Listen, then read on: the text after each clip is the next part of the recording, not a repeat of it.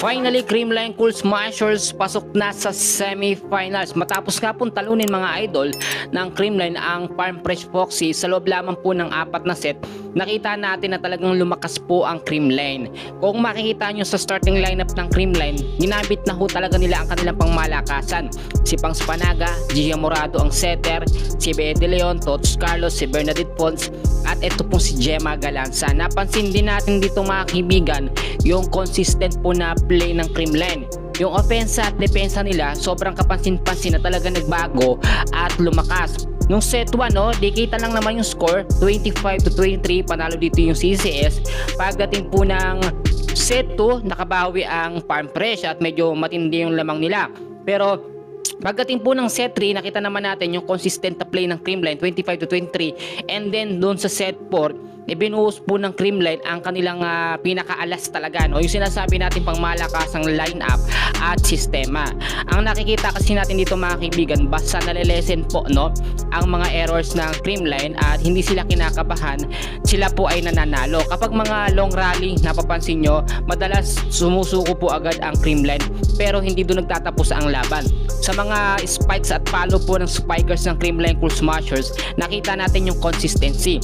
Ang gaganda rin po kasi ng bitaw ng set itong si Gia Morado de Guzman, which is yun yung nakitang kalakasan ng Creamline na hindi po na kontra ng Farm Fresh. Alam nyo, matagal din hindi nakapasok sa finals ng Creamline dahil nga po dati yung mga lineup po ng CCS talagang kulang sila, no, sa malalakas na lineup at wala pa si Gia Morado noon. Pero sa pagkakataong ito yung sinasabi natin na talagang original na starting lineup po ng Creamline Cool Smashers. Ang akala nga natin aabot pa ng set 5 yung laban ng CCS at ng Farm Fresh, pero nakita nyo tinapos po agad ng Creamline ang laban sa loob ng 4 na set.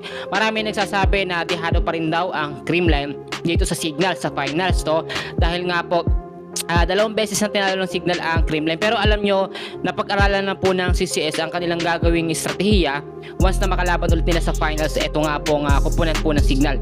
Race to 3 po, no, sa finals at magsisimula po yung game 1 sa Martes. So ito yung sinasabi natin na sobrang kaabang-abang ngayon sa Creamline. Yung pangmalakasang sistema nila, hindi pa nila ginagamit talaga ng todo. Malalaman natin yan, yung big adjustment ng Creamline, at syempre bago po mangyari yung laban nila sa finals ng Signal, magkakaroon pa ng mga practices, no, at briefing itong Creamline Cool Smashers sa sistema na dapat makokontra na nila o hindi dapat masayang yung pagkakataon na manalo po itong Creamline dito sa Signal HD Spikers. Ang sinasabi natin mga kaibigan, napakataas at napakalaki na ng chance ng CCS na magkampiyon ngayong PBL All Filipino Conference 2026.